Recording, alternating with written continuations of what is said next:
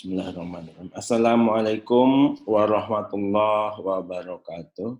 Waalaikumsalam warahmatullahi wabarakatuh. Baik, pada pagi hari ini saya akan menyampaikan kuliah pada modul 23 Sistem Kardiovaskular. Nah, sebelum saya menyampaikan kuliah saya akan sedikit menyampaikan kepada adik-adik semua gambaran umum mengenai modul ini. Modul ini memiliki judul Sistem Kardiovaskular, yaitu modul kedua sistem, modul ketiga sistem.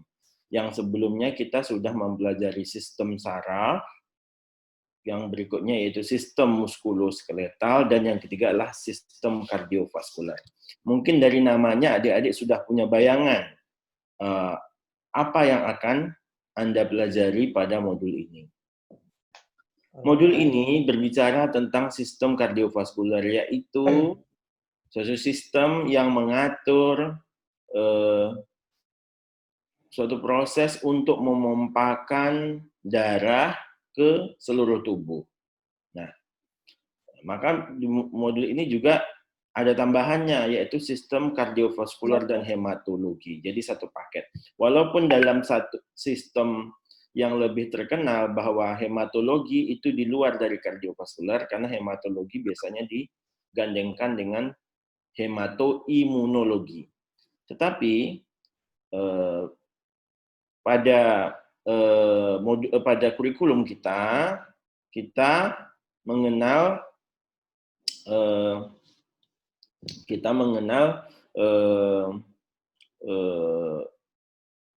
istilah yaitu kardiovaskular dan hematologi. Ya, tujuannya adalah lebih mempermudah mahasiswa untuk memahami sistem itu, karena kedua sistem ini saling terkait. Nah, kardiovaskular adalah jantung dan pembuluh darah kalau kita bisa artikan dalam bahasa Indonesia. Jadi, pada sistem ini kalian akan mempelajari dasar-dasar, ilmu-ilmu dasar terkait jantung, pembuluh darah, dan peredaran darah, serta darah itu sendiri. Karena namanya kardiovaskular dan hematologi. Itulah gambaran umum dari modul ini. Baik, kuliah pertama ini saya diberikan tugas untuk menyampaikan yang pertama, yaitu mengenai anatomi jantung. Sebelum kita berbicara fungsi, kita harus terlebih dahulu mengenal anatomi. Karena anatomi adalah menentukan nama, penamaan, lokasi, dan sedikit fungsi. Ya, sebelum kita belajar suatu fungsi, suatu organ, maka kita harus tahu dulu nama-namanya, sehingga kita bisa berkomunikasi, bisa memahami apa yang disampaikan terkait fungsi tersebut. Nah, tujuan pembelajaran kita pada pertemuan kali ini ada 6. Yang pertama adalah mengetahui lokasi dan posisi anatomi jantung dan perikardium.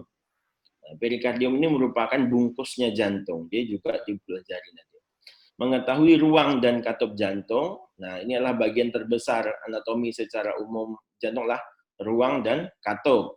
Kemudian mengetahui struktur anatomis arsitektur internal jantung. Jadi bagian dalam jantung, bagian luar jantung itu ada struktur-struktur anatomis dan penamaan tertentu, itu juga kita harus tahu. Nah, yang keempat, mengetahui inervasi dan vaskularisasi jantung pasti. Jadi setiap organ kita akan selalu belajar inervasi. Karena kita sudah belajar sistem saraf, maka kita akan mempelajari selalu sistem saraf terhadap organ tertentu. Karena sistem saraf akan mempengaruhi setiap organ tubuh kita. Yang kedua adalah vaskularisasi. Vaskularisasi adalah istilah dari aliran darah, ya. Jadi sumber suplai darahnya dari mana, drainase darahnya kemana. Karena juga setiap organ, setiap sel tubuh kita harus dapat suplai darah, karena darah akan membawa oksigen sebagai kebutuhan pokok dari sel. Maka inervasi dan vaskularisasi adalah suatu keniscayaan dalam belajar anatomi. Kemudian yang kelima, mengetahui sistem konduksi jantung. Nah, ini mungkin khusus pada jantung saja yang ada namanya sistem konduksi, sistem listrik jantung, ya.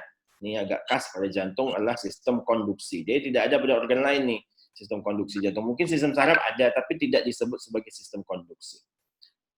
Terakhir, mengetahui tinjauan klinis aspek anatomis. Jadi setelah belajar dasar, maka kita akan menyinggung sedikit-sedikit apa tinjauan klinis atau apa kegunaan klinis, apa pentingnya pelajaran ini atau kuliah ini terhadap pengetahuan klinis Anda nanti. Jadi itu adalah 6 tujuan pembelajaran kita. Jadi dari 6 ini adik-adik harus fokus sekarang kita mulai masuk ke lokasi posisi jantung. Nah, kalau berbicara lokasi jantung, saya yakin semua adik-adik sudah tahu. Pokoknya kalau anak SD saja sudah tahu di mana jantung, harusnya kan begitu. Tapi kalau masih ada yang belum tahu, ya saya kasih tahu dan evaluasi diri, kok bisa sampai sebesar ini belum tahu jantung itu di mana. Ya kan itu adalah bukan harus seorang dokter yang tahu lokasi jantung di mana. Setiap individu manusia harus tahu dong di mana lokasi jantungnya. Itu kan organ pentingnya. Sama lah tahu otaknya di mana. Masa otaknya di dengkul. Ya kan? Otak itu di dalam kepala kan begitu. Nah, lokasi jantung terletak kalau kita tuh bisa, kalau anatomi itu bisa bicara dari yang paling umum sampai yang paling detail. Tentu kalau ditanya orang di mana jantung, jawabnya di dalam rongga dada. Itu paling umum. Ya. Paling umum di dalam tubuh ya boleh juga. Nah, spesifiknya di mana? Di rongga dada. Kalau ditanya lagi, rongga dada di mananya? Nah, di rongga dada agak ke kiri, boleh. Nah, karena dia tidak tepat di tengah, ya dia lebih banyak, dia di tengah tetapi ada bagiannya lebih banyak di sebelah kiri, yaitu bagian apex jantungnya adalah banyak di bagian kiri. Nah, kemudian ditanya lagi, nah kalau anatomi itu lebih spesifik lagi, itu masih jawaban anak SMA. Di sebelah kiri di mananya? Spesifik dong koordinatnya. Nah, kalau sudah berbicara koordinat itu adalah wilayah anatomi. Koordinat kalau dalam Kartesius itu kan ada sumbu X, sumbu Y. Loh, gimana ini bikin sumbu X, sumbu Y pada tubuh manusia? Tubuh manusia itu ada sumbu X, sumbu Y, sumbu Z. Kita tuh 3 dimensi. Nah, kalau kita boleh bicara ya, di mana maka rongga dada itu ada sumbu X, sumbu Y, ini penting sekali. Hanya rongga dada lah yang, atau toraks dada lah yang ada sumbu X, sumbu Y. Nah, kita di dalam anatomi, dalam ilmu klinis, sumbu X pada dada itu diibaratkan adalah kosta. Kosta dan spasium interkosta, ruang antar kosta, RIK, ruang interkosta. Ini kosta 1, ini ruang interkosta 1, ini kosta 2, ini ruang interkosta 2, kosta 3, ruang interkosta 3. Jadi itu adalah sumbu X-nya. Jadi kita harus selalu sebutkan, kalau menanyakan benda di dalam rongga dada, kita sebutkan, dia semana, setinggi kosta 2 atau setinggi ruang kosta 2 atau SIC 2. Itu harus penting. Maka kamu nanti pas belajar skill lab itu pasti menyebutkan di mana. Kalau mau menusukkan jarum, disebut juga di mana menusukkannya. Contohnya pada kondisi chest tube. Nah, chest tube itu orang kecelakaan, parunya terendam darah. Darahnya kan harus segera dikeluarkan, kalau tidak parunya tidak bisa mengembang. Nah, itu menusukkannya di mana? Itu harus tahu. Nah, seorang dokter harus tahu. Jadi kita sudah masuk ke detail. Nah, itu sumbu X. Kalau kita bilang misalnya kosta 2 masih panjang. Kosta 2 kanan, kosta 2 kiri itu yang mana? Kan gitu. Ya. Oke. Nah, ya. Lalu ada sumbu Y. Sumbu Y-nya ini adalah, masih ingat kamu garis-garis garis-garis imajiner yang terdapat pada tubuh. Tentu ada garis imajiner di tengah-tengah. Ini disebut sebagai linea mediana anterior, itu kalau secara umum. Tapi kalau kita spesifik di sini saja, mediana anteriornya bisa disebut sebagai mid sternalis, di tengah-tengah sternum. Ada sternalis. Sternalis itu yang di pinggir ini. Pas pinggir sternum, linea sternalis. Ini mid sternalis. Kalau agak pinggir lagi di sini, samping sini, parasternalis. Kalau melewati klavikula, tengah-tengah klavikula di sini, mid clavicularis. Melewati ketiak, ada 3 ketiak, axillaris anterior, axillaris media. Nah, tolong kamu cek lagi tentang garis-garis imajiner tersebut di modul-modul. Nah, setelah tahu itu maka kita bisa ambil kesimpulan ini posisi jantung seperti ini. Nah, ya kan? Nah, batas atasnya, batas bawahnya, batas kanan, batas kiri. Batas atasnya dia adalah setinggi RIK, SIC2 dia ya. SIC2 dari kanan ke kiri. Yang pojok kanannya itu pada linea parasternalis, kirinya mungkin beberapa senti di linea parasternalis.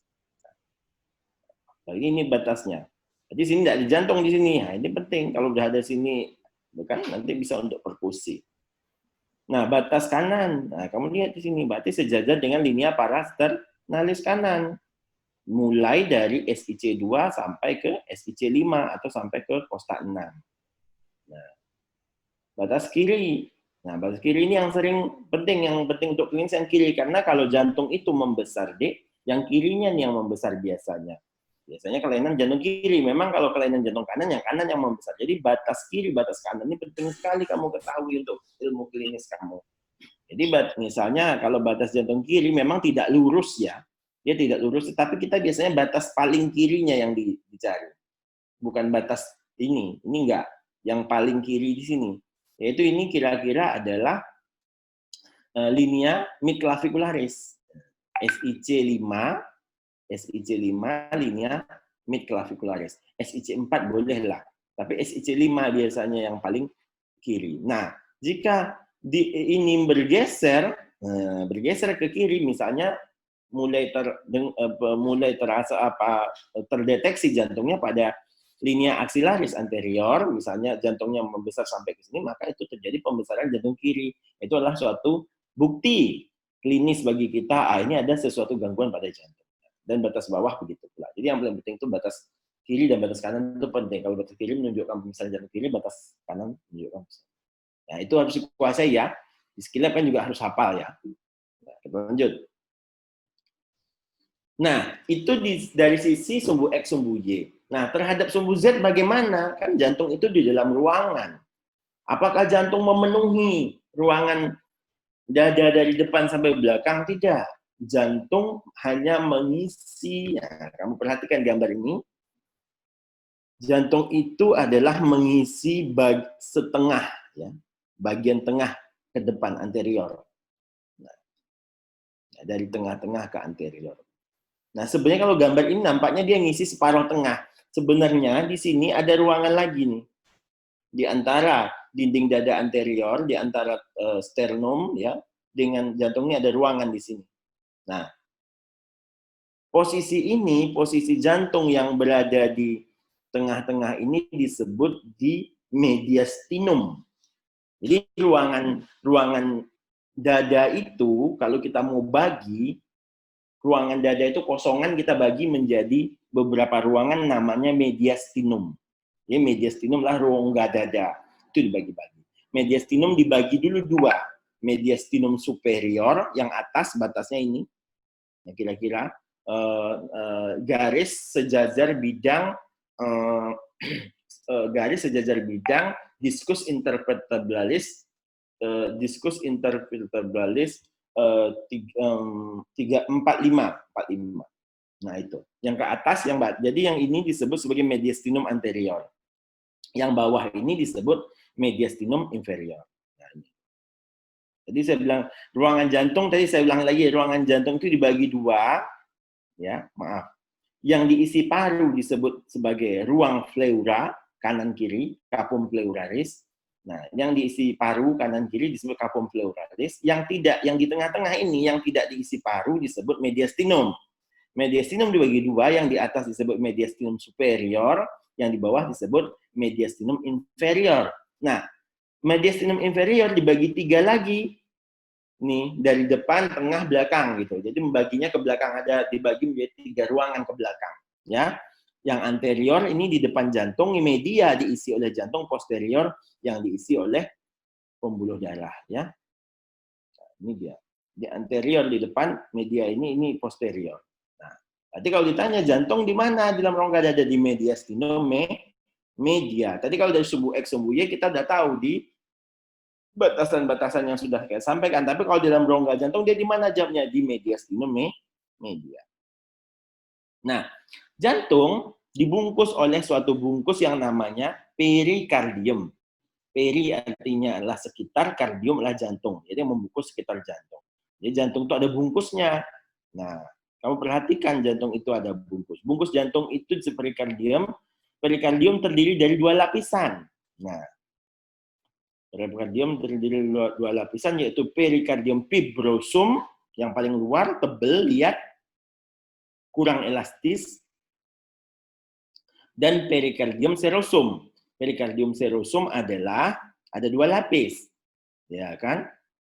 Lamina parietalis yang melapisi sebelah dalam dari perikardium fibrosum atau parietale. Perikardium parietalis adalah yang melapisi sebelah dalam dari perikardium fibrosum. Jadi perikardium fibrosum di sebelah dalamnya dilapisi lagi, ibaratnya dinding rumah kita, misalnya di dalamnya dikasih wallpaper. Ya, wallpapernya disebut sebagai perikardium parietalis. Tapi dindingnya disebut perikardium fibrosum. Nah, lalu yang wallpapernya adalah melipat ke sudut-sudut, kemudian ikut membungkus bagian terluar jantung. Nah, jadi lapisan terluar jantung adalah perikardium serosum. Perikardium serosum. Perikardium serosum ini secara histologis sering disebut sebagai epikardium, ya.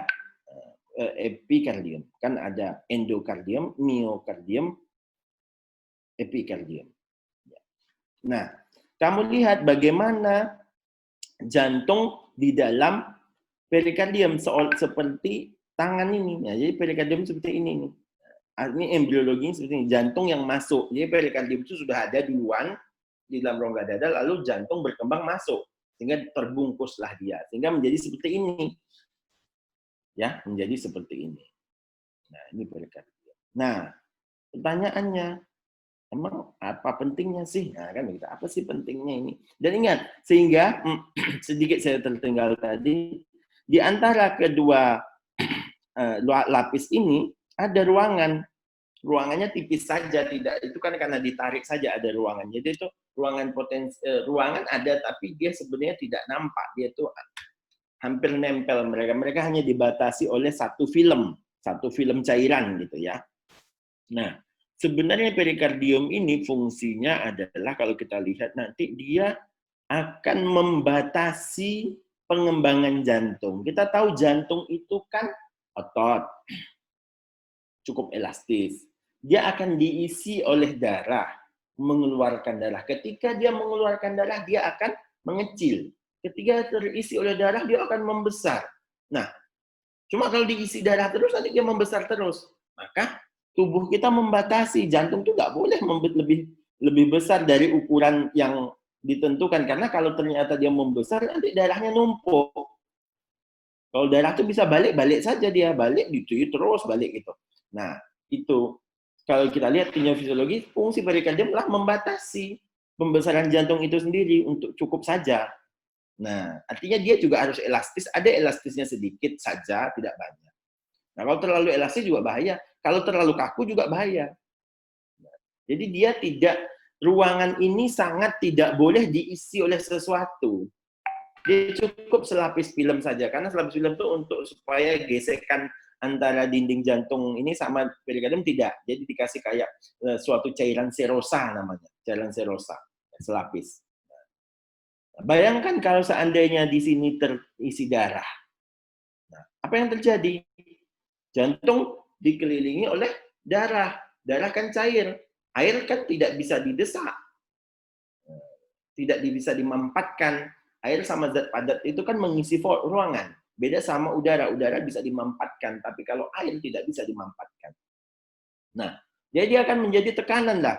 Menyebabkan jantung tidak bisa membesar. Bahaya lagi. Jantung tidak bisa membesar juga bahaya. Karena yang terisi misalnya, jantung harusnya terisi 100 cc.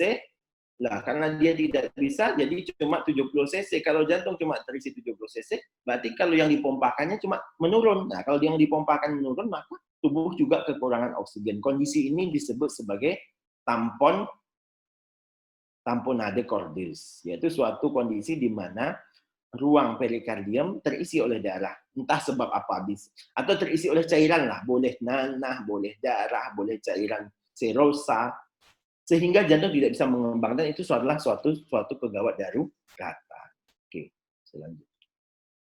Higrosum sudah. Nah, yang paling khas juga yang harus kita perhatikan pada perikardium adalah inervasinya. Nah, inervasi perikardium, fibrosum, adalah inervasi somatik. Nah, jadi bukan visceral, walaupun dia adalah organ di dalam, tapi dia inervasinya seperti kulit. Karena dia sebenarnya dulu memang secara embriologis dia berasal dari membran serosa, ya, membran serosa yang itu dari sistem muskuloskeletal, dari mesoderm, ya, dari mesoderm. Kemarin sudah mesoderm, saya lupa, bukan mesoderm paraaksial, lempeng plate, ya, lateral plate dari mesoderm lateral plate, dia berasal dari situ. Jadi inervasinya adalah somatik. Jadi nyerinya nyeri somatik, nyeri tajam. Nah, karena dia perubahan dalam embriologi perkembangan, ternyata dia adalah inervasinya tidak sejajar dada. Nah, ini perhatikan. Kalau kita perhatikan, harusnya kan kalau organ-organ rongga dada, inervasinya berasal dari nervus spinalis segmen toraks, ya kan? Toraks. Tapi ternyata dia dari segmen cervical, dari atas, yaitu dari C3 sampai C5. Jadi dari plexus cervicalis yang ada di leher, di sini ada plexus cervicalis, maka keluar satu nervus terminal yang turun ke bawah, panjang dari leher, turun. Namanya nervus phrenicus. Nervus phrenicus ini akan menginervasi membran serosa seperti perikardium dan pleura, dan juga menginervasi diafragma. Nah, dari situ kita tahu bahwa diafragma walaupun letaknya di bawah, inervasinya dari atas. Apa konsekuensinya? Di mana asal inervasi tidak sama dengan lokasi setelah dewasa, konsekuensinya adalah namanya referred pain. Masih ingat ya? Referred pain adalah nyeri alih. Nyeri alih adalah nyeri berasal dari organ dalam, dirasakan di dermatomnya. Nah, jadi kalau ada suatu proses peradangan pada perikardium yang disebut perikarditis. Kalau perikarditis ada radang, kalau ada radang tentu ada stimulusnya nyeri. Kalau ada stimulusnya ada muncul nyeri. Nyerinya dari mana? Nyerinya malah dari puncak bahu. Nah, atau nyerinya dari dada menjalar ke puncak bahu, ke bahu. Karena ini wilayah inervasi C3, C5 di sini. Nah, itu adalah salah satu khas. Tapi apa bedanya sama nyeri kan dari jantung? Jantung juga dari dada, dok, pergi ke ketiak, ke bahu juga, misalnya begitu. Bedanya jenisnya, karena jantung inervasinya adalah visceral, nyerinya nyeri tumpul, ya kan? Nyeri seperti terhimpit namanya. Tapi kalau perikardium itu adalah nyerinya seperti nyeri ditusuk, ya, nyeri tajam atau nyeri cruciating atau nyeri somatik. Nah, itu bedanya. Jadi harus bisa membedakan. Itu salah satu apa juga tinjauan klinis. Ada orang nyeri dada, nyerinya bagaimana? Apakah nyerinya seperti terhimpit atau nyerinya seperti tertusuk? Tertusuk, kemungkinan bukan jantung. Lebih bisa ke perikardium, bisa ke pleura, ya. Sama, perikardium sama pleura itu sama inervasinya, ya. Lokasinya juga sama, karena mereka juga sama-sama membran serosa. Nah, itu yang paling penting dari perikardium. Jadi perikardium ini juga sering mengalami peradangan, ya, Dek. Perikarditis ini lumayan sering. Nanti kamu bisa baca apa itu perikarditis. Nah, kita lihat lagi. Bagaimana posisi jantung terhadap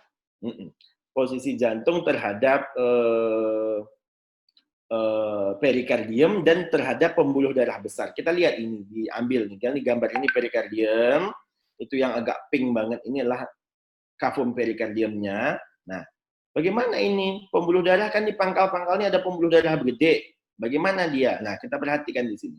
perikardium fibrosum menyatu. Nah, kamu lihat, perikardium fibrosum menyatu dengan dinding pembuluh darah. Jadi dia akan menyatu dengan tunika adventisia dari pembuluh darah. Akan menyatu dengan tunika adventisia pembuluh darah. Nah, sedangkan perikardium visceral, nih, yang visceral ini kan 2 lapis tadi, perikardium fibrosum. Nah, ini kan 2 lapis tadi ya, visceral. Ada lamina parietalis yang nempel pada perikardium fibrosum dan lamina visceralis yang menempel pada miokardium. Dia akan menjadi epikardium sekaligus. Nah, dia tidak masuk ke pembuluh darah, tapi dia refleksi atau membalik. Nah, seperti ini posisinya ya. Ini terisi ruangannya seperti ini.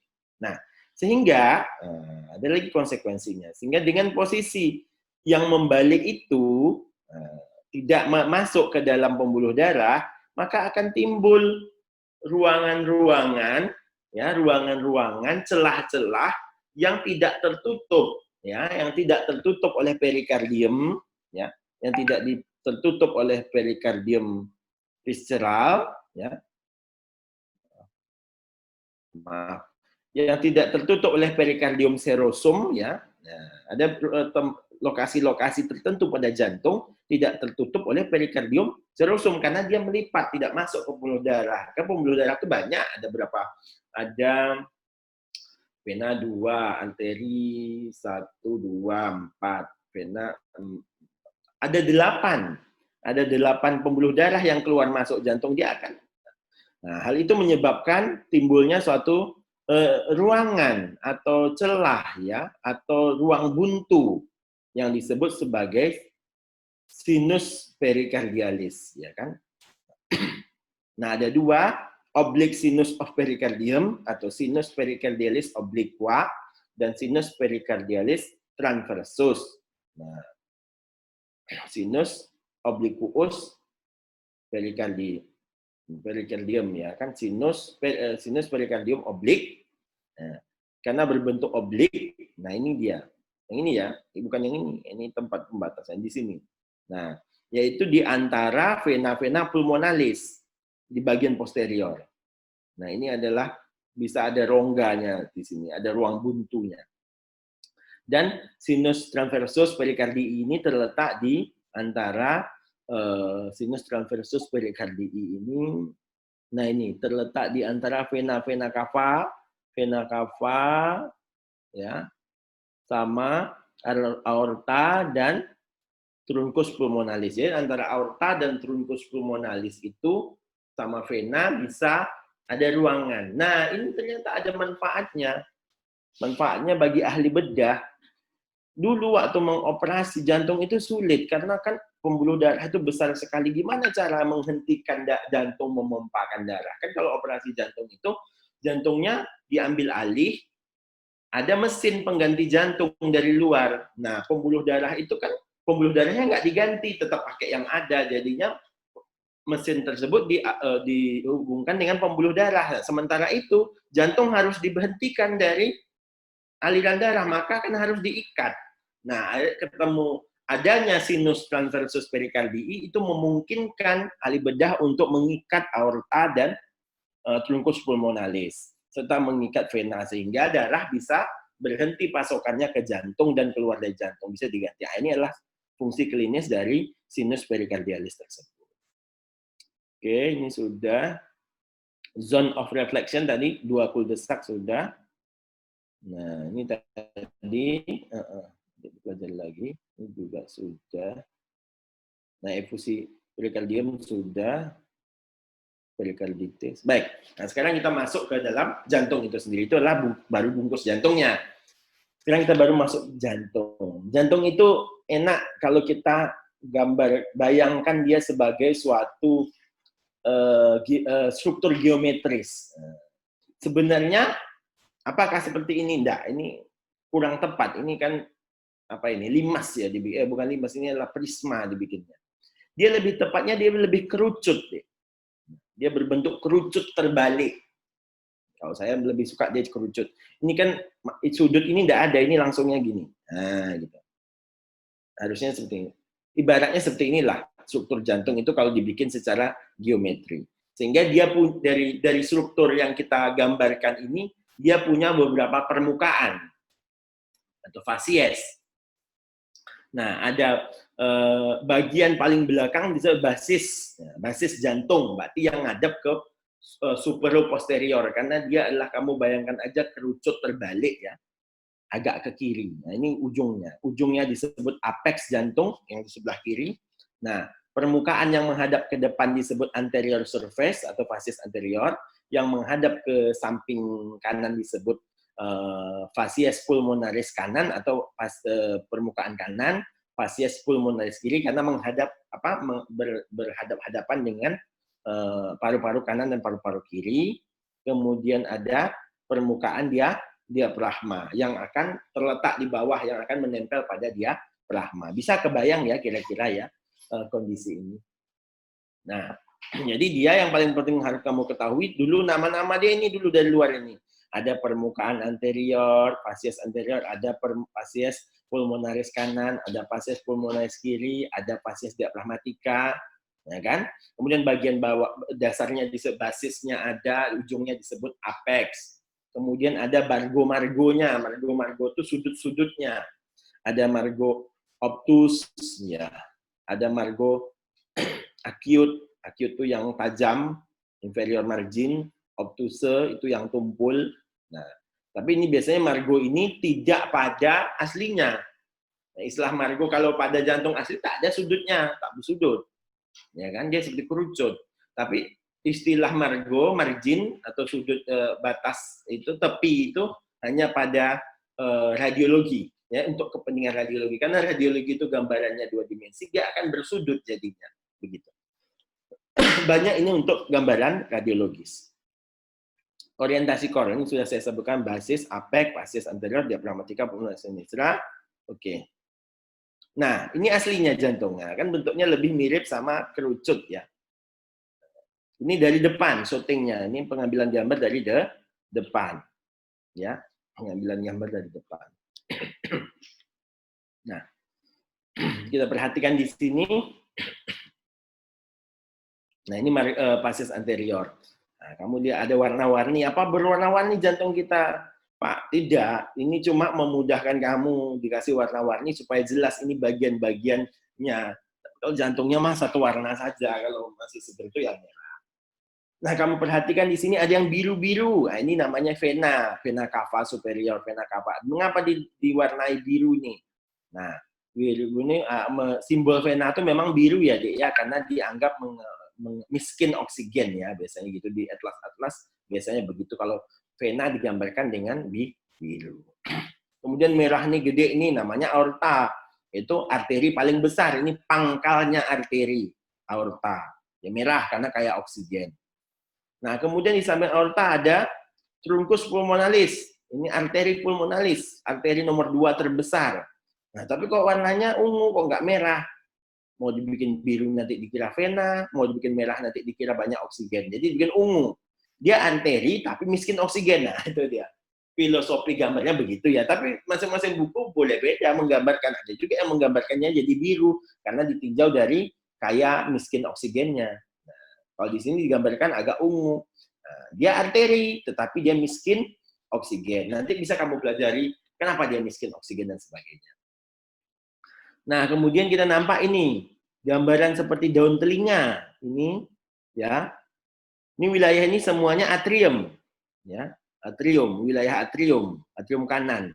Nah, bagian yang seperti telinga ini disebut auriculanya, bagian dari atrium itu sendiri. Jadi semuanya atrium, ini ada bagian atrium. Ini juga atrium kiri. Nah, yang besar ini adalah ventrikelnya, ruang ventrikelnya ya. Kamu bisa lihat juga di sini ada pembuluh darah kecil. Yang merah arteri, yang biru vena.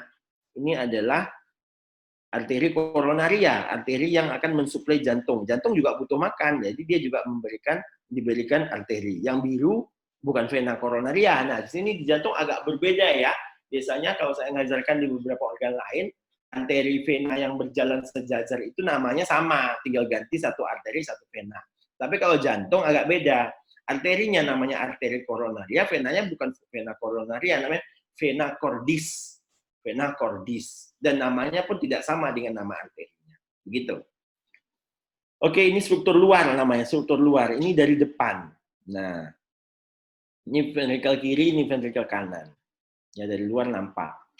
Terus batas-batasnya apa? Ini sebenarnya ada batas-batasnya nih sebenarnya, bisa melihat. Nah, ini dari belakang bawah. Tadi depan. Ini dari, bayangkan kamu, melihat dari belakang agak ke bawah. Maka nampaklah basis jantung. Oh, ini basis jantung itu. Basisnya kerucut. Nampak nih.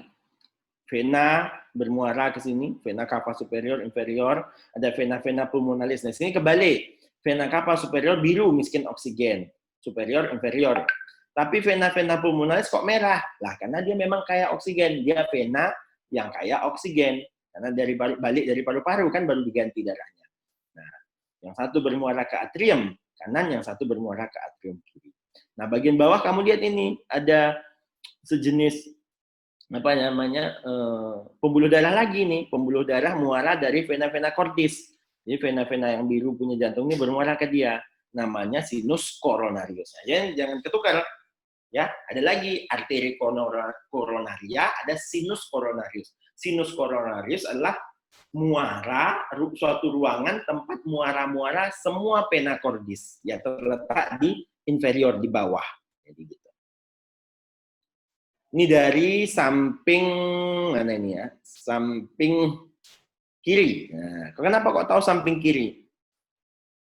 Bukan samping kiri juga sebenarnya. Ya, ini dari bawah, maaf, bukan samping. Ini betul-betul disuting dari bawah dari inferior. Mungkin agak ke kiri sedikit.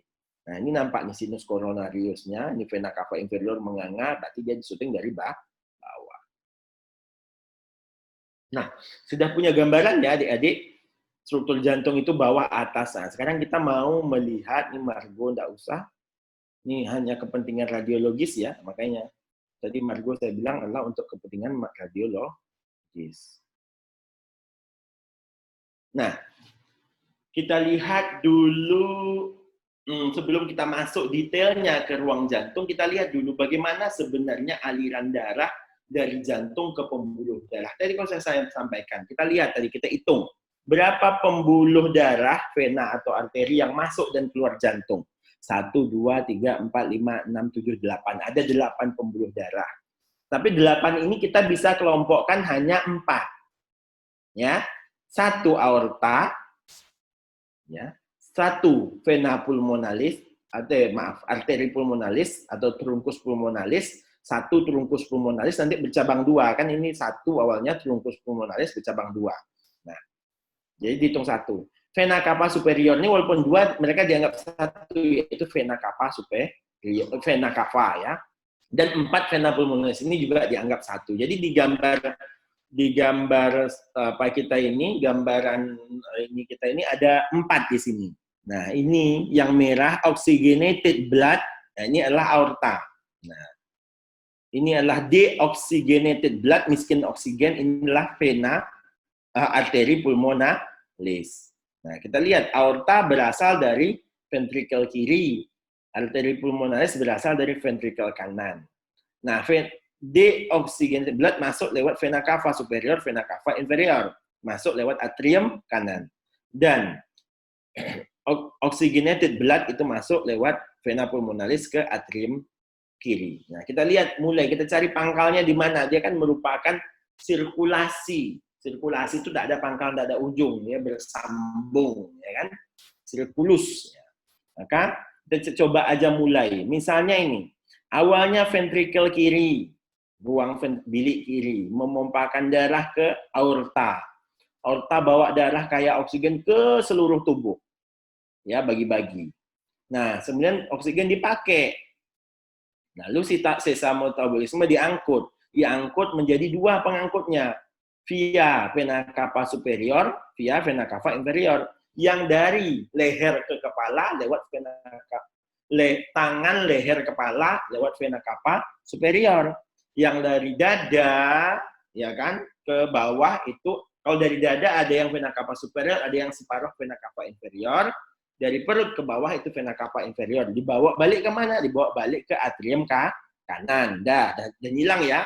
Udah balik ke jantung. Jantung ke jantung. Tapi enggak, lokasinya nggak sama. Yang awalnya dari jantung kiri, balik ke jantung kanan. Nah, dari atrium kanan, dia akan mengalirkan ke ventrikel kanan. Dari ventrikel kanan udah miskin oksigen.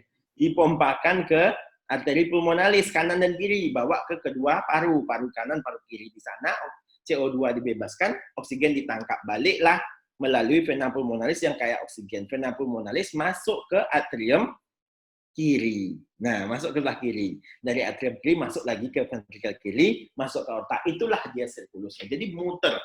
Tidak ada putusnya. Tapi dua putaran. Nah, pertama dari jantung ke jantung.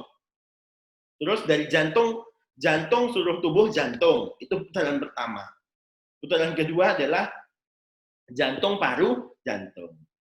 Nah, tapi mereka tidak, maaf ya, tidak suatu, nunggu dulu, tidak, dia bersamaan. Jadi jantung tuh kanan kiri itu bersamaan, sama-sama mompa. Jadi dua sirkulusnya sama-sama berjalan. Jadi siklus darah besar, sirkulasi darah besar atau sirkulasi darah sistemik ini yang gede di seluruh tubuh. Sirkulasi darah kecil atau sirkulasi pulmonal itu yang ke paru-paru. Itulah istilah sirkulasi darah besar, darah kecil dulu waktu kamu belajar waktu SMA. Kalau kita saya lebih suka menggunakan istilah sirkulasi sistemik karena dia ke seluruh tubuh dan sirkulasi pulmonal karena dia ke paru-paru. Karena besar kecil itu kan relatif, dia lebih tepatnya. Begitu ya adik-adik ya. Oke.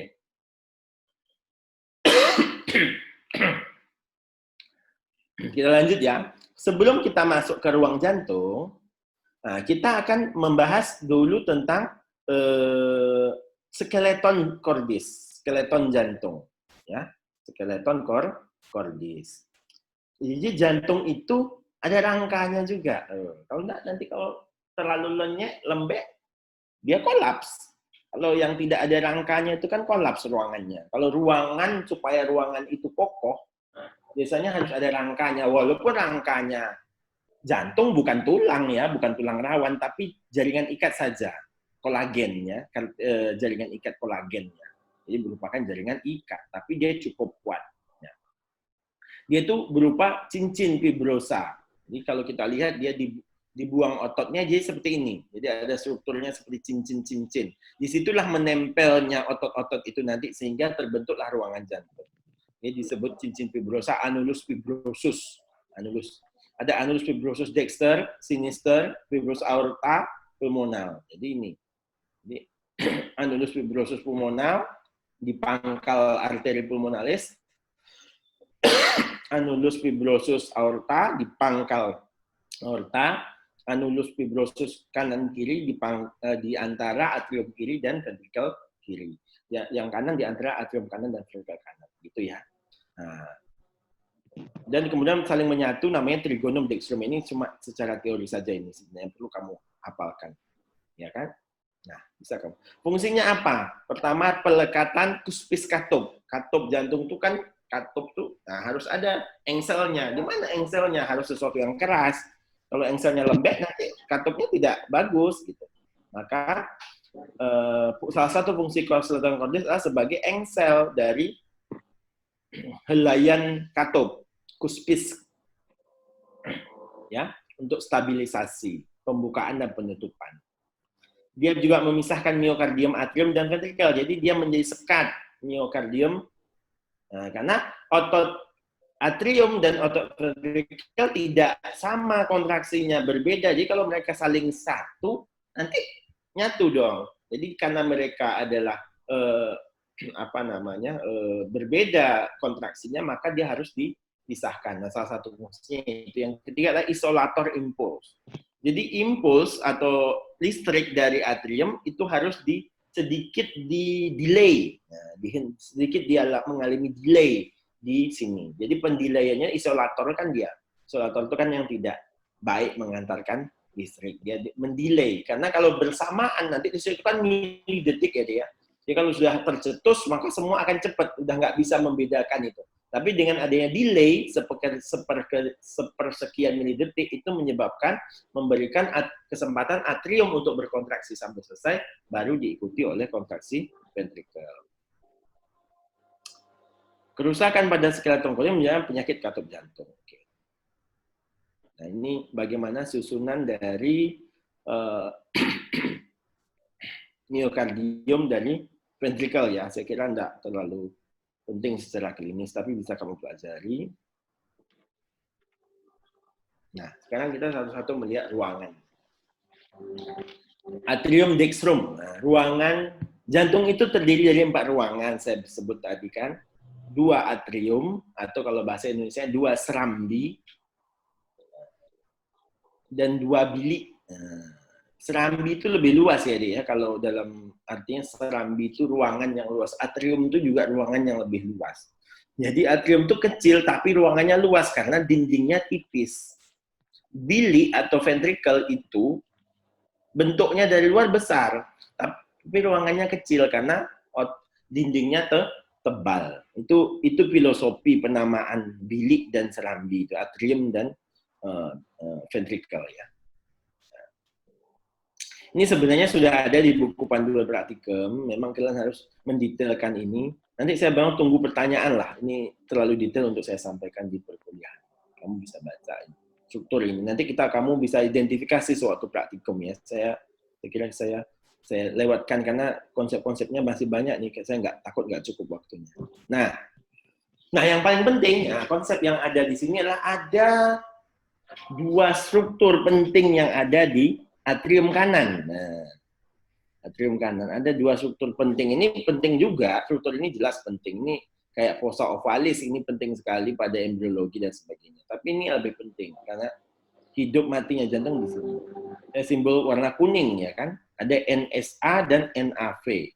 Nodus sinoauricularis dan nodus atrioventriculis. Memang nanti kita akan mempelajari. Ini yang saya sebut tadi di awal, ada saya singgung-singgung tentang kita akan mempelajari sistem konduksi jantung.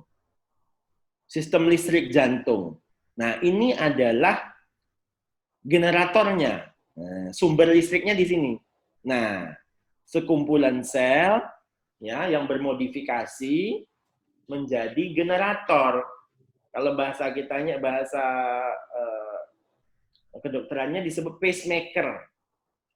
Pacemaker, pembuat gelombang, pembuat sinyal. Jadi 2 yaitu NSA itu yang paling kuat, nodus sinoauricularis, terletak di dinding superior aorta atrium kanan di dekat muara dari vena cava superior, di dekat muara vena cava superior. Di situ dia NSA itu berada. Dan yang nomor 2 yang lebih lemah daripada NSA, jadi mereka nggak kerja dua-dua ya. Kalau yang paling kuat dikerja, yang lemah ngikut. Kalau yang kuat mati, baru digantikan yang lemah. Jadi kita ada cadangan-cadangan dibuat Allah Subhanahu wa Ta'ala. Cadangan listrik jantungnya ada. Cadangannya itu NAV, nodus atrioventricular. Dia terletak di antara atrium dan ventricle, yaitu dekat dengan katup atrioventriculus kanan atau juga dekat dengan muara dari sinus coronarius. Nah, wilayahnya ini, wilayah NAV berupa segitiga, ada namanya segitiga, namanya trigonum Koch. Tapi sebenarnya klinisnya tidak terpenting, tapi anatomi sering dibahas. Kalau di Sobota kamu lihat ada trigonum Koch. Nah, trigonum Koch terdiri dari dibatasi oleh tendotodaro, ostium sinus coronarii, cuspis septalis, valva tricuspidalis. Jadi nah ini posisinya. Jadi itu pentingnya atrium. Nah, selain itu atrium akan menerima darah dari vena cava superior, vena cava inferior, dan sinus coronarius. Jadi dia menerima darah kotor, ya, darah miskin oksigen dari vena cava superior, yaitu dari bagian tubuh atas, ekstremitas superior, leher kepala, dan sebagian dada. Vena cava inferior menerima dari sebagian dada, perut, panggul, dan ekstremitas inferior. Sinus coronarius akan menerima darah dari jantung itu sendiri. Nah, kemudian lanjut ke ruang berikutnya, di bawahnya ada ventriculus dexter. Kalau tata nama anatomi yang benar adalah ventriculus dexter. Kalau orang sering bilang ventricle dextra, itu kurang tepat dalam tata anatomi, karena dexter lebih tepat. Tapi ya, saya sih oke-oke saja ya. Dextra itu sebenarnya harusnya untuk yang vena ya. Feminin ya. Bilik kanan. Nah, kita lihat di sini. Antara perlu yang sebelum kamu masuk ke bilik kanan, kita masuk ke bilik kanan, ini di antara atrium kanan dan bilik ventrikel kanan ini ada katup. Nah, ada lubangnya dulu. Ostium atrioventricularis dextra. Ada lubang keduanya, lubangnya ditutup oleh suatu katup, namanya katup tricuspidalis atau nama lainnya katup atrioventricularis dextra. Ini nama aslinya anatomis atrioventricularis dextra di antara atrium dan ventrikel. Tapi karena dia punya 3 cuspis, 3 kelopak, maka disebut tricuspidalis. Nah, katupnya ujung kelopaknya mengarah ke ventrikel ya. Sedangkan ujung-ujung kelopaknya diikat oleh otot-otot yang menonjol dari dinding ventrikel ya. Namanya adalah musculus papillaris. Jadi ditarik oleh ujung-ujung oleh otot-otot papillaris. Nah, sekarang kita lihat ventrikel sendiri. Ventrikel sendiri kita bisa bagi ada 2 ruangan. Ruangan yang tepat di bawah atrium. Jadi kalau darah itu masuk langsung ke situ. Tepat di bawah atrium ini, ruangan ini disebut sebagai inflow tract, tempat masuk ya. Bagian yang menerima darah dari atrium, permukaannya kasar karena ada tonjolan-tonjolan miokardium, otot-otot jantung menonjol, tonjolan tersebut disebut trabecula carne. Nah, dari bagian ini juga muncul, ada otot-otot yang muncul ke permukaan dan mengikat ujung-ujung dari katup, ujung-ujung cuspis katup, namanya musculus papillaris. Ya, ada 3 musculus papillaris di sini karena ada 3 cuspis, maka dia mengikuti 3 kelompok papillaris, ya kan? Nah, kemudian bagian kedua yang agak ke depan, lebih ke anterior ini ruangan yang ini kan di depan. Dia tidak langsung berhubungan dengan atrium. Jadi darah itu mengalir ke sini dulu baru membelok. Nah, jadi seperti L gitu, ke depan. Ini aliran darahnya seperti ini. Nah, ruangan depan ini disebut outflow tract. Ini permukaannya lebih halus ya, sedikit trabecula carne-nya ada sedikit. Nah, dan dia nanti bagian atasnya akan tempat ada lubang menghubungkan dia dengan truncus pulmonalis. Dan di sini ada katup pulmonal. Nah, gitu. Disebut nama ruangannya ini disebut sebagai conus arteriosus. Conus arteriosus. Ada 3 kelompok musculus papillaris yaitu anterior, septal, ini mengikuti nama dari cuspis dari tricuspidalis. Jadi tricuspidalis, tricuspid, 3 katup, 3 helai, 3 lembar. Nah, anterior, septalis, posterior anterior di depan. Septalis di tengah dekat septum, posterior belakang. Jadi ujung-ujungnya mengikat. Nah, ada penghubung antara musculus papillaris dengan katup ini sesungguhnya adalah suatu jaringan ikat yang disebut sebagai chorda tendinea. Jadi ini yang seperti tali ini namanya chorda tendinea. Seperti tali ini disebut chorda tendinea. Ya. Nah, kita lihat fungsinya di sini apa, menahan katup agar tidak prolaps ketika menutup. Jadi kita lihat kalau buka jelas terbuka otomatis, ya kan? Nah, justru dia tidak perlu berkontraksi ketika membuka karena memang sudah terbuka. Tapi ketika menutup, kalau tidak ditahan dari bawah bisa balik ke atas. Nah, jadi tugasnya papillaris justru menahan. Jadi bukan membuka, jadi jangan salah. Banyak orang bilang, apa fungsi musculus papillaris? Untuk membuka katup. Salah. Musculus papillaris tidak perlu membuka katup. Ya kan? Nah, dia, kalau katup itu bisa lebih dengan gampang, dengan otomatis dia terbuka. Sebenarnya dengan tekanan dari darah itu, gravitasi dan sebagainya, dia sudah terbuka. Tapi dia justru menahan agar ketika menutup, katup tidak prolaps, tidak balik, tidak jebol.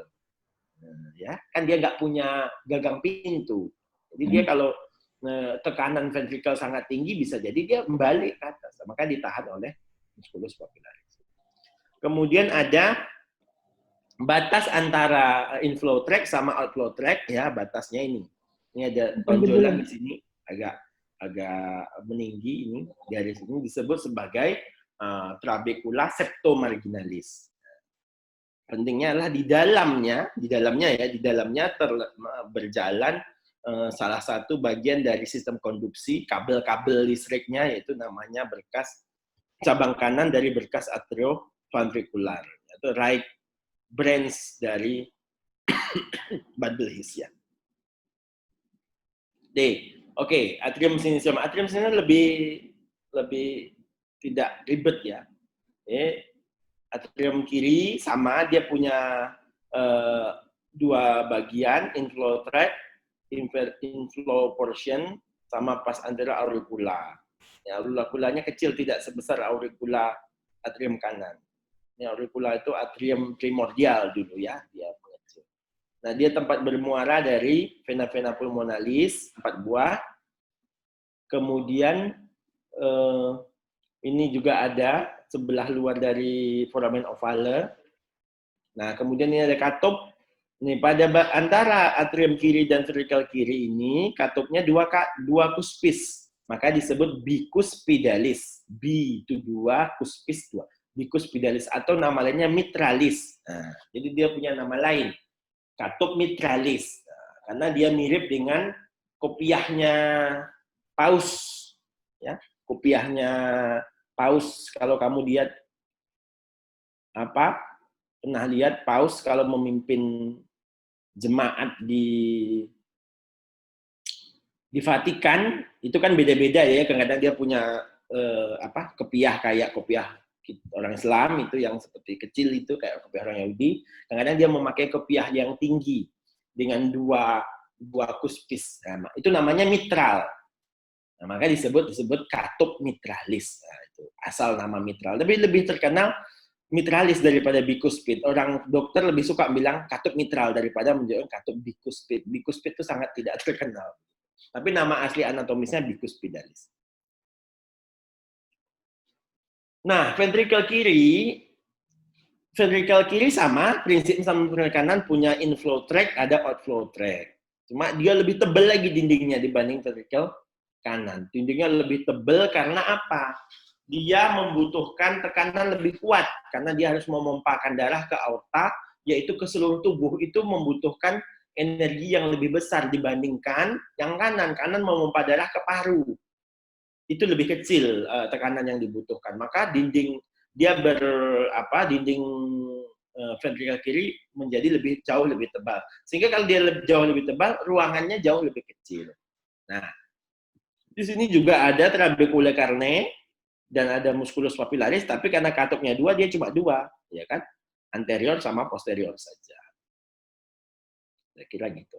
Nah, kemudian outflow tract-nya. Nah, ini inflow tract, pas tempat masuk. Outflow-nya di sini nih, agak di atas nih. Dia tidak nampak batasnya, beda sama ventrikel kanan yang tadi dibatasi oleh trabecula septomarginalis. Jadi nampak kan? Bedanya ruangan inflow sama outflow nampak karena ada jendulan di sini. Pada kiri tidak ada batas yang tegas. Anggap aja yang permukaannya kasar adalah sebagai inflow tract, yang halus di sini ya, di pojok atas ini adalah pojok depan sebenarnya adalah bagian yang outflow tract. Dia akan berhubungan dengan pangkal aorta. Di sini ada pangkal aortanya pangkalnya di sini. Katup sudah saya bicarakan tadi. Katup jantung, 2 katup atrioventricularis, 2 katup atrioventricularis, antara atrium kanan, atrium kiri, antara atrium kanan, ventrikel kanan, atrioventricularis kanan. Disebut tricuspidalis. Antara atrium kiri dengan ventrikel kiri, atrioventricularis kiri, disebut bicuspidalis atau mitralis. Tuh. Nah, 2 katup semilunaris. Nah, katup semilunaris ini katup antara ventrikel dengan pembuluh darah, ventrikel kiri dengan aorta, ventrikel kanan dengan trunkus pulmonalis. Ini tadi. Nah, ini kan ada katupnya nih. Nah, antara ventrikel kanan dengan trunkus pulmonalis. Ini semilunaris.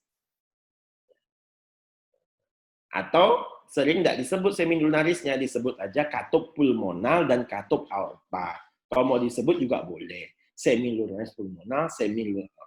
Kenapa kok namanya semilunaris? Karena dia berbentuk bulan separoh.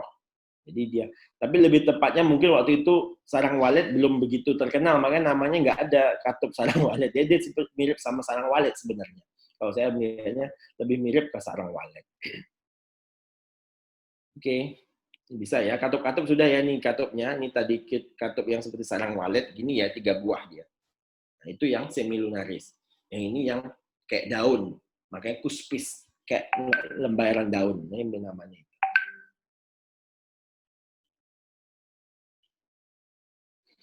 Oke, nanti kalau mau ditanya bisa. Ini gambaran katup semilunaris ya, saya bilang seperti gambaran sarang walet. Nah, ada yang khas dari katup semilunaris ini yang penting kamu harus ketahui adalah pada katup semilunaris aorta. Nah, kalau pada katup semilunaris pulmonar enggak ada masalah, ya udah seperti ini saja.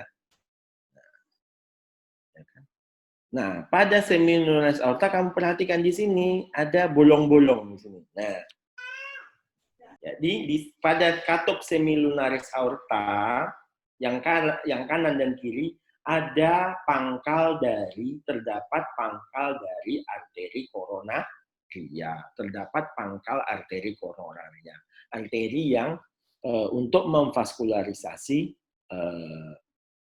jantung itu sendiri, arteri koronaria. Nah, sekarang kita lihat prinsip pembukaan katup. Nah, kalau kita lihat katup trikuspid bikuspid, darah dari atas, dari atrium. Karena arah daunnya ke bawah, berarti darah bisa turun dengan semestinya. Tidak ada melawan apa-apa, tidak ada tahanan di sana. Karena memang sudah gampang terbukanya. Kan begitu. Ya kan, turun ke bawah. Gravitasi tidak butuh usaha lebih kuat. Maka kontraksi atrium tidak perlu kuat. Jadi 70% darah dari atrium ke ventrikel masuk otomatis tanpa pakai energi. Sisa 30% barulah berasal dari kontraksi atrium. Begitu. Nah, nutupnya, bagaimana nutupnya? Maka nutupnya ke atas. Nah, di ujungnya ke bawah, saya perhatikan ujung sini. Maka kalau dia nutup, dia begini. Nah, terdorong. Jadi ujung-ujungnya saling ketemu. Karena ditekan dari bawah. Siapa yang tekan tekanan? Ventrikel. Ventrikel naik tekanannya mau memompa ke aorta, ke pulmonaris, dia akan menekan. Nah, makanya tadi ujungnya ditahan sama musculus papillaris supaya tidak tidak keluar, prolaps ke atas. Nah, kalau kita lihat bagaimana cara kerja katup semilunar, lah darahnya alirnya dari bawah kan, dari ventrikel. Dorongan kuat. Nah, ketika ini didorong kuat dari bawah apa? Dia nutup ke samping kiri kanan. Dia kebuka juga karena arah ininya kan ke atas. Ini kan berarti bisa didorong nih. Nah, darah dorong dari sini. Dorong. Dia akan ini nodulus dan nodulusnya ini mepet. Terjepit ke pinggir-pinggir dinding aorta lewat darah. Tapi ketika darah sudah ada sebagian yang balik. Pas balik dia menampung, membentuk sinus. Nah, jadi dia tertampung oleh darah. Tertampung, dia menggembung ke depan. Akhirnya nutup. Nah, ini dia mekanisme sangat canggih ya. Ada mekanisme seperti ini dalam tubuh kita.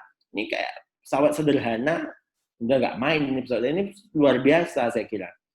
Kalau kita lihat mekanisme tutup bukanya katup jantung ini, dia betul-betul tidak pakai otot. Dia cuma mengandalkan struktur. Jadi strukturnya dibangun sedemikian rupa sehingga dia bisa buka tutup.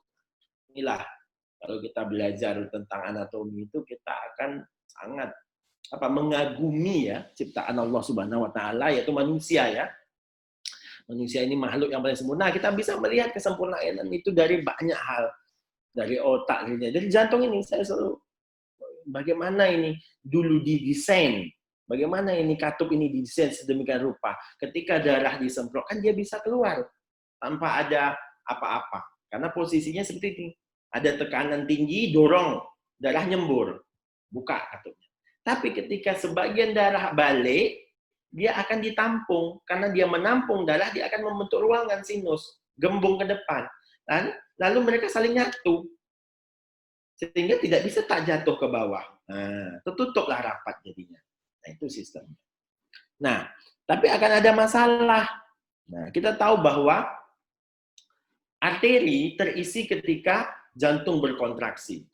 Jantung berkontraksi, arteri semua terisi oleh darah.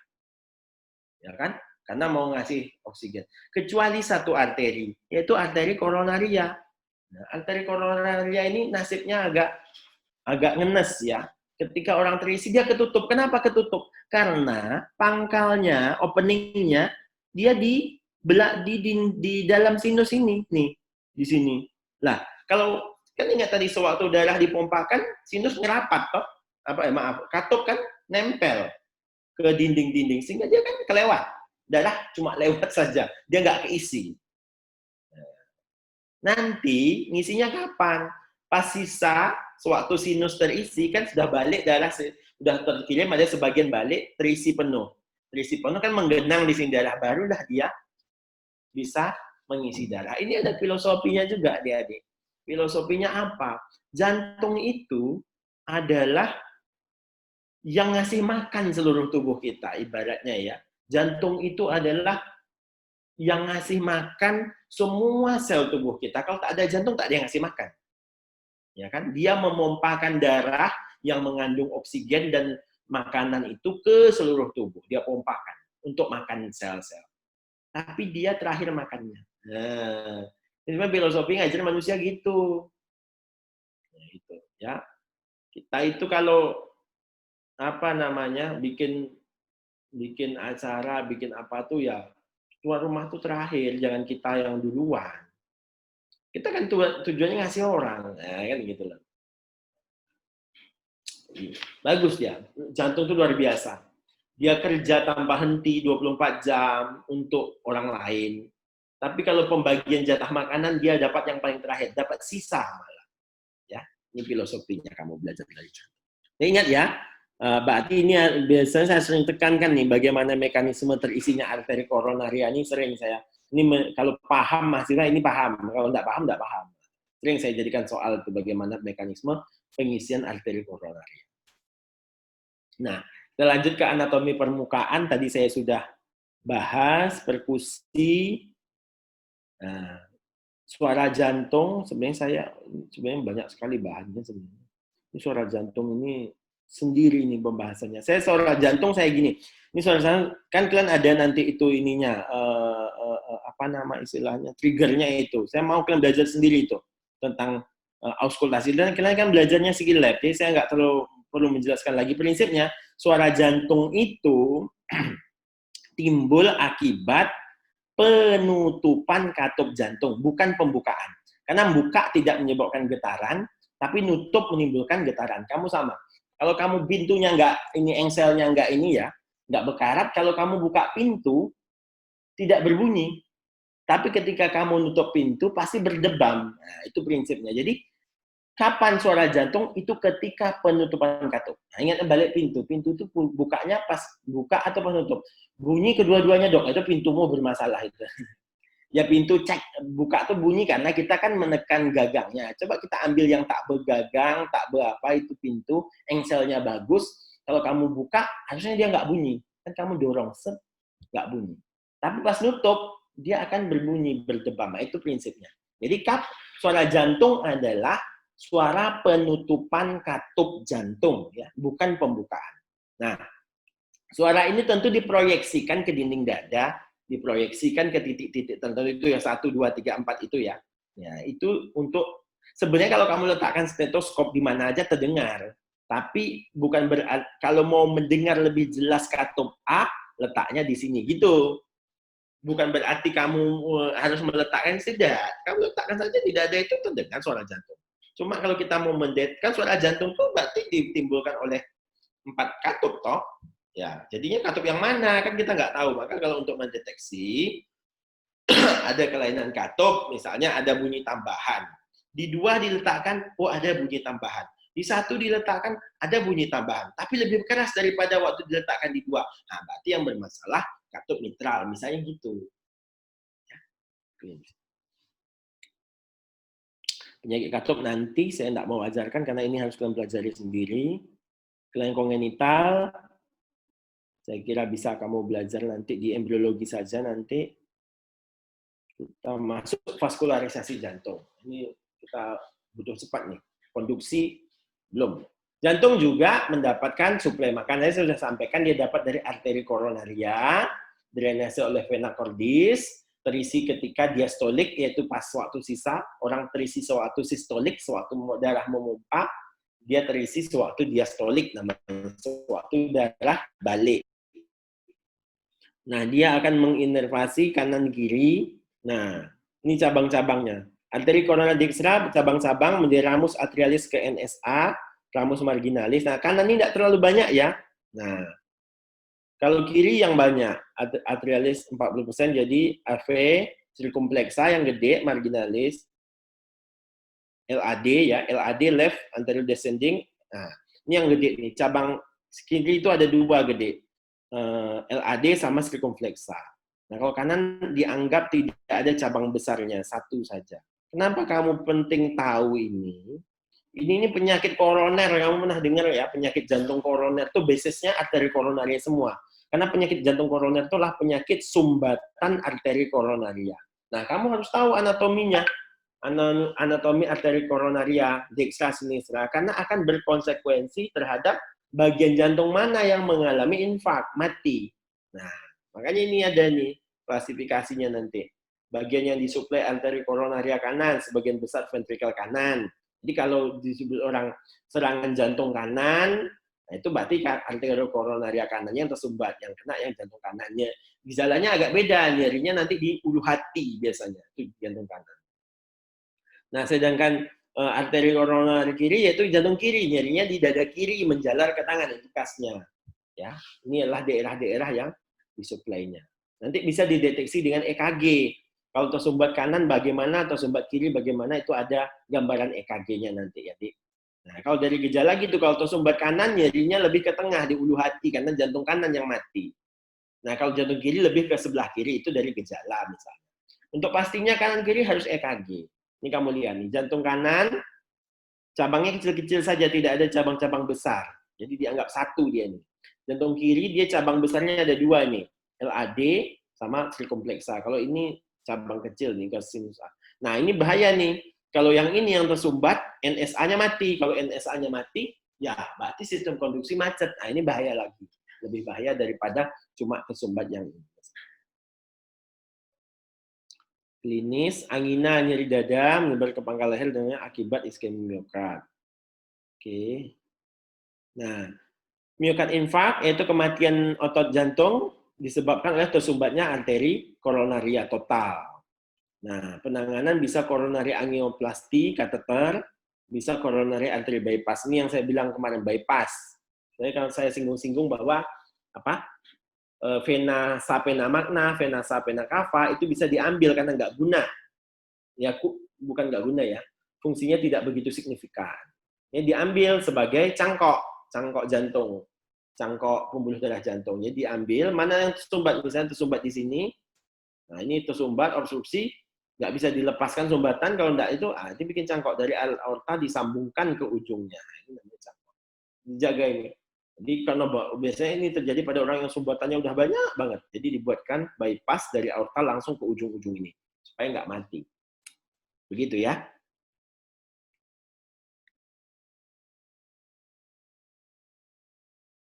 Drainase jantung saya sampaikan vena cordis tadi. Semua vena cordis akan bermuara ke sinus coronarius. Nah, ada beberapa vena yang langsung bermuara ke jantung. Itu ya, tidak terlalu penting drainase ini. Nah, terakhir mungkin sistem konduksi ya. Nah, jantung itu kan semi otomatis. Jantung itu bisa berkontraksi sendiri, kan jantung terdiri otot jantung. Kalau otot skelet kita belajar, dia harus tergantung sistem saraf. Dia tidak bisa kontraksi sendiri. Kalau saraf kita rusak, maka otot kita akan lumpuh. Nah, kalau otot jantung, dia semi otomatis. Dia bisa berkontraksi sendiri. Nah, tapi sistem saraf ini mengaturnya. Jadi sistem saraf, perannya sistem saraf jantung gimana? Kok dia bisa kontraksi sendiri? Kok iya, dia bisa kontraksi sendiri tanpa pengaruh saraf. Sistem saraf hanya mengatur kebutuhan. Dipercepatkah atau diperlambat? Nah, misalnya kita lagi lari. Misalnya kita lagi dikejar anjing galak. Gitu. Kita butuh energi. Maka sistem saraf melalui sistem saraf simpatis memerintahkan jantung cepat, dia akan meningkat heart rate-nya. Nah, kalau kondisi santai mau tidur dia akan melambat. Jadi sedang saraf hanya mengontrol, ya, mengatur, mempercepat atau melambat. Kalau dia berkontraksi sendiri, nah karena dia punya sistem listrik sendiri, namanya sistem konduksi jantung. Tadi sudah saya singgung ya. Terdiri dari beberapa, jadi ada sekelompok sel, ya, sel miokardium juga yang bermodifikasi cardiac muscle cell that highly specialized conducting fiber for initiating impulses and conducting them rapidly through the heart. Nah, itu ya, mengalami pengkhususan, disebutlah mereka pacemaker. Ada berapa? Ada 3-4. Nah, yang paling kuat sinyalnya SA node atau NSA nodus sinoatrialis. Tadi sudah saya sampaikan tadi di mana letaknya, yaitu di atrium kanan di dekat muara vena cava superior. Ada AV node, nodus atrioventricular terletak di antara atrium kanan dan ventrikel kanan di trigonum Koch, yaitu di tendotodaro, septum tadi dan sebagainya. Ada bundle His, AV bundle atau disebut bundle His, fasciculus atrioventricularis, nama anatominya fasciculus atrioventricularis atau bundle His, AV atrioventricular bundle, yang terletak di antara septum kanan, septum interventricularis. Jadi dia melanjutkan dari NAV, dia melanjutkan ke miokardium. Kemudian ada bercabang lagi, bundle His bercabang ke kanan, bercabang ke kiri. Ya, bercabang 2, left bundle branch dan right bundle branch. Nah, terakhir dia akan menjadi subarachnoidal branch atau disebut serabut Purkinje. Nah, ini yang serabut Purkinje yang ada di dekat miokardium, ya, serabut Purkinje. Kita lihat gambarnya nih. NSA. Nah, NSA ke NAV tak ada hubungan. Tak ada kumpulan sel. Dia melewati via miokardium yang ada di atrium saja. Dia sinyalnya melewat miokardium atrium. Dia sinyalnya sendiri terisolasi, dia menyebarkan sinyal ke miokardiumnya atrium, kanan kiri, ke kiri juga ya, kiri. Nanti kenapa? Nanti kelihatan nanti kiri itu lebih cepat selesai daripada kanan. Ya, kanan lebih cepat selesai daripada kiri, karena kiri lebih jauh nih posisinya. Nanti di EKG kelihatan. Kemudian pergi ke berkumpul di NAV diperlambat, karena tadi ada skeleton corneus memperlambat supaya ini selesai dulu berkontraksi, baru dilanjutkan ke bundle His. Ini bundle His sebelum bercabang.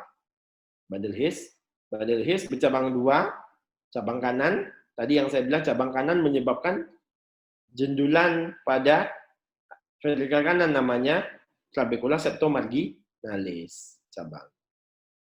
Baru menunjukkan serabut Purkinje masuk ke miokardium. Ini juga cabang kanan. Nah, itu dia sinyal itu dibawa sehingga semua dapat sinyal kontraksi, tapi ventrikel lebih terlambat daripada atrium. Nah, seandainya kalau NSA rusak, tadi misalnya aliran darahnya tersumbat, infark, maka akan diambil alih oleh NAV. Kalau ini rusak, diambil alih oleh bundle His dan selanjutnya. Biasanya kalau sudah bundle His sama Purkinje ngambil, biasanya jantungnya sudah tidak bagus kontraksinya, sudah tidak terkoordinasi. Inervasi, saya kira prinsipnya satu. Kalau inervasi ini kan terlalu ribet ya, ini terlalu anatomis dan kurang bermanfaat menurut saya. Inervasinya prinsipnya 2, dia dapat simpatis sama parasimpatis, sudah selesai gitu. Jadi jantung itu dapat inervasi simpatis dan parasimpatis. Cuma asalnya dari mana ini? Ini ceritanya asalnya dari T berapa, T1, T. Nah, ini menunjukkan bahwa dia dapat sensoris dari T1, T5, berarti dia ada T1. T1 ini ke ekstremitas superior kan, plexus brachialis juga ada T1-nya, maka disitulah dia tumpang tindihnya, sehingga referred pain untuk jantung itu ke lengan atas. Ya, itu mengapa referred pain, nyeri jantung menjalar ke lengan atas, karena sama-sama beririsan di T1. Itu alasannya. Dia ada simpatis, parasimpatis, sama sensorisnya. Ya. Simpatis dia chronotropik, inotropik. Chronotropik itu adalah chronotropik memperkuat chronotropik heart rate, meningkatkan heart rate. Inotropik memperkuat spuncuk, memperbanyak cardiac output, ya. Inotropik meningkatkan cardiac output. Kalau chronotropik itu heart rate. Jadi simpatis adalah chronotropik dan inotropik positif. meningkatkan heart rate dan meningkatkan cardiac output. Lawannya parasimpatis, chronotropik dan inotropik negatif, menurunkan heart rate dan menurunkan cardiac output. Gitu. Nah, sensorisnya ya, sensoris membawa nyeri lah, nyerinya nyeri visceral bersifat tumpul. Saya kira sudah selesai kita kuliahnya pada hari ini. Silakan saya buka untuk kalau ada pertanyaan. Kita masih ada waktu 15 menit.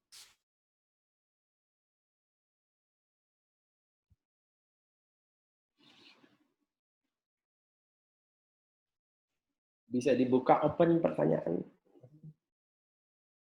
Silakan, Dewi. Ada udah ya. Silakan kalau ada pertanyaan. Jantung udah selesai nih. Dengan kecepatan tinggi saya menyelesaikan.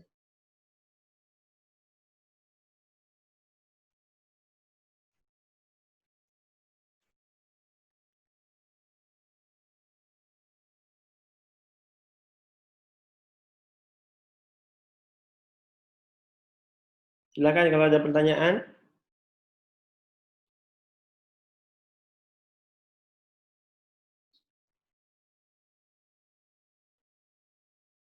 Izin dok.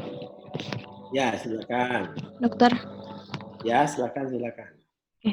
Tadi dok di slide ventriculus sinister tadi ada infundibulum tuh. Infundibulum tuh yang mana ya dok? Infundibulum.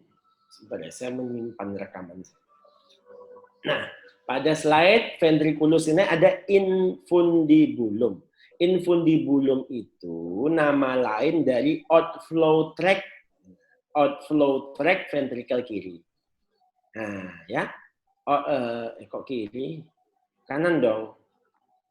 Infundibulum adalah outflow tract ventrikel kanan harusnya. Kalau outflow tract ventrikel kiri bukan infundibulum namanya. Nama lain saja, Dek. Kan tadi kan ventrikel itu ada dua kan ruangannya. Iya, ada dua bagian. Inflow tract yang di bawah, persis di bawah atrium, tempat langsung, jadi darah-darah langsung masuk ke situ, sama outflow tract. Outflow tract adalah tempat keluarnya ke aorta atau ke pulmonalis. Nah, kalau infundibulum itu nama lain outflow tract-nya si kanan, yang kanan. Kalau yang kiri itu namanya, saya lupa itu apa, saya salah tulis ya. Sebentar ya, saya cek dulu. Slide saya. Itu ada di buku itu, nanti saya, mungkin di slide ini, saya agak menamakannya salah mana tadi ya. Itu nama lain saja deh, nggak usah terlalu khawatir. Tapi infundibulum itu suka banget tuh keluar di soal-soal yang, oh maaf, ya infundibulum itu yang kiri, yang kanan namanya conus arteriosus. Yang kanan namanya conus arteriosus. Kalau yang kiri namanya infundibulum, ini kan outflow. Nah. Vestibulum namanya. Di belakang infundibulum. Oh ya, betul saya. Jadi gini, maaf. Jadi kalau conus, gini. Conus arteriosus tadi nama lainnya infundibulum. Kalau yang yang kiri namanya vestibulum. Di belakang infundibulum maksudnya apa? Dia itu tumpang tindih, Dek. Kamu lihat kan? Ini kan dia di bawah. Ini kan di belakang nih. Ini kan di sini infundibulum tuh, atau si conus arteriosus ini. Gitu ya maksudnya. Di belakang infundibulum adalah conus arteriosus gitu. Oke? Baik. Lagi? Yuk nanya. Jantung ini susah loh, Dek. Diperjelas kalau belum jelas.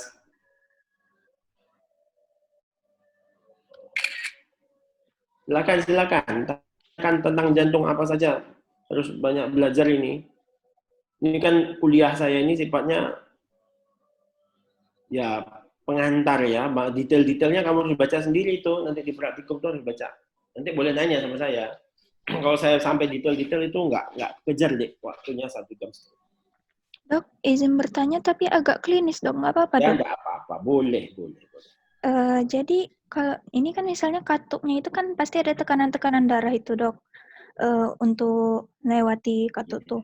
Dengan tekanan darah itu bisa nggak katupnya itu bisa terjadi bocor begitu, Dok? Soalnya saya sering dengar katup bisa bocor begitu, Dok. Tekanan darah. Nah, istilah tekanan darah hati-hati. Kalau dalam kedokteran, tekanan darah itu tuh artinya khusus. Tekanan darah. Tekanan darah itu diukur dengan cara tertentu. Jadi tekanan darah adalah suatu istilah khusus. Sehingga dia punya arti khusus. Yaitu tekanan darah adalah tekanan darah yang diukur pada arteri brachialis. Itu yang boleh disebut tekanan darah. Misalnya, berapa tekanan darahmu? 120. Itu adalah tekanan darah yang diukur di arteri brachialis, bukan di jantung. Ya. Nah, begitu. Nah, kalau tekanan darah umum ya semua darah ada tekanannya, betul. Tapi di jantung ada tekanannya, ya ada tekanan jantung itu ada. Nah, tekanan darah di jantung, tapi tidak disebut tekanan darah di jantung gitu ya. Kalau tekanan darah saja, itu yang dimaksud adalah tekanan darah yang diukur di arteri brachialis waktu menensi itu, tensimeter itu ya. Nah, pertanyaan kamu, apakah tekanan darah? Nah, tekanan darah mana? Kalau kamu berbicara tekanan darah yang tadi, orang hipertensi, Dok. Nah, orang hipertensi itu berarti tekanan darah di arteri brachialisnya tinggi, kan begitu? Nah, tentu tekanan darah itu bisa jadi di jantungnya juga tekanannya tinggi. Nah, kalau tekanan darah tinggi di jantung, konsekuensinya apa? Bisa nggak bikin jantung bocor? Bisa. Bukan jantung bocor ya, katup bocor. Salah, kalau jantung bocor lain lagi. Kita kembali lagi ke katup bocor. Nah, sebenarnya kalau klinis terpaksa saya singgung lagi nih katup bocor ini. Sebenarnya katup bocor ini kan kalian di trigger kalian terakhir itu katup bocor. Nah, ini penyakit katup. Kalau bahasa awamnya sering disebut katup bocor. Ya, bocor yo macam-macam artinya. Nah, sebenarnya katup bocor itu ada dua kelainan. Inkompetensi, tidak kompeten katupnya. Ada yang disebut insufisiensi, ada yang disebut stenosis. Nah, ya. Ada insufisiensi, ada stenosis. Yang sering disebut bocor itu insufisiensi. Ya, insufisiensi itu lebih terkenal dengan katup bocor. Kalau stenosis, katup kaku katup. Ya, kalau stenosis ibaratnya gini deh. Kamu tadi balik ke pintu tadi. Kalau pintu enselnya berkarat, susah nggak bukanya? Susah, ya kan? Itu namanya stenosis. Jadi susahnya katup jantung membuka. Kaku, bukanya dikit aja. Nah, kan harusnya bukanya lebar, biar darahnya masuk. Nah, ini masuk sedikit. Itu stenosis. Kalau insufisiensi, nutupnya nggak rapat. Nah, istilahnya. Kalau nutupnya nggak rapat, namanya insufisiensi. Maka bocor. Kalau tutupnya nggak rapat, berarti dia bocor. Nah, kenapa nggak rapat tadi? Bisa nggak, Dok? Penyebabnya banyak deh. Jangan dipatok 1-2 saja. Penyebabnya penyebab katup bocor itu tidak itu saja. Nah, bisa nggak, Dok, tekanan darah tinggi? Bisa. Nah, misalnya gini. Tekanan darah tinggi. Tinggi, orang normal 120 pas sistolik, 80 pas diastolik. Jadi pas waktu kontraksi itu 120 paling tinggi. Nah, kalau jantung itu tekanannya 0 sampai 120. Ketika tidak berkontraksi dia 0, ketika dia memompahkan darah 120. Tapi di pembuluh darah nanti ketika jantung kontraksi 120 sama dengan jantung, ketika jantung relaksasi dia 80. Nanti kita pelajari fenomenanya kenapa kok tekanan nggak turun di pembuluh darah, tapi di jantung turun sampai 0. Itu nanti ada alasannya. Nah, ketika tekanan darah seseorang itu setiap hari 200. Nah, 200. Tekanan itu kamu tahu pengertian fisikanya apa? Tekanan adalah gaya yang diberikan persatuan luas. Nah, itu pengertiannya. Jumlah gaya yang diberikan persatuan luas. Artinya kalau tekanannya tinggi, maka gaya yang diberikan tinggi atau permukaannya yang kecil. Ya enggak? Kamu kalau nusuk pakai ujung pulpen sama nusuk pakai ekornya, mana lebih sakit? Ujungnya ya. Kan runcing gitu, permukaannya kecil, maka tekanannya lebih kuat. Semakin kecil permukaan, semakin kuat tekanan. Tapi kita nggak berbicara permukaan, karena permukaan pembuluh darah itu sama, nggak nambah. Kan sama saja permukaannya. Nah, berarti yang naik kemungkinan gaya. Kan F per A. Nah, gaya pompa jantungnya. Nah, mungkin kenapa? Karena elastisitas pembuluh darahnya berkurang. Pembuluh darahnya tidak elastis, jadi kaku, bisa jadi menyebabkan jantung butuh energi lebih banyak untuk memompa darah. Nah, orang tekanan darah tinggi, jantung punya energi lebih banyak, butuh energi lebih banyak. Akibatnya apa? Lama-lama, dia tidak akut ya, dia kronis. Lama-lama tekanan yang tinggi menyebabkan dinding jantung tambah tebel. Tambah tebel, tambah tebel, tambah tebel. Penebalan menyebabkan jantung membesar. Nah, kardiomegali. Membesar, membesar, membesar. Lah, kalau jantungnya ikut membesar, apa yang terjadi dengan skeleton cordisnya? Skeleton cordisnya tertarik. Dia kan bukan tulang, dia kan jaringan kolagen itu kan ada lentur-lenturnya, tidak kaku. Kalau tertarik, apa yang terjadi? Rengganglah ini. Merengganglah.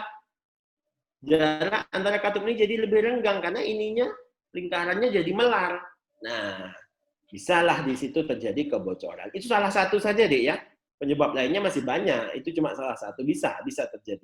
Kardiomegali, apapun kondisi kardiomegali bisa menyebabkan insufisiensi. Begitu, Dek, sudah. Baik, Tapi dokter, terima pengertiannya kasih, benar Dok. dulu ya, tekanan darah itu pengertian khusus itu tidak boleh sembarangan digunakan. Baik, Dok. Terima kasih, dokter. Ya. Ada lagi?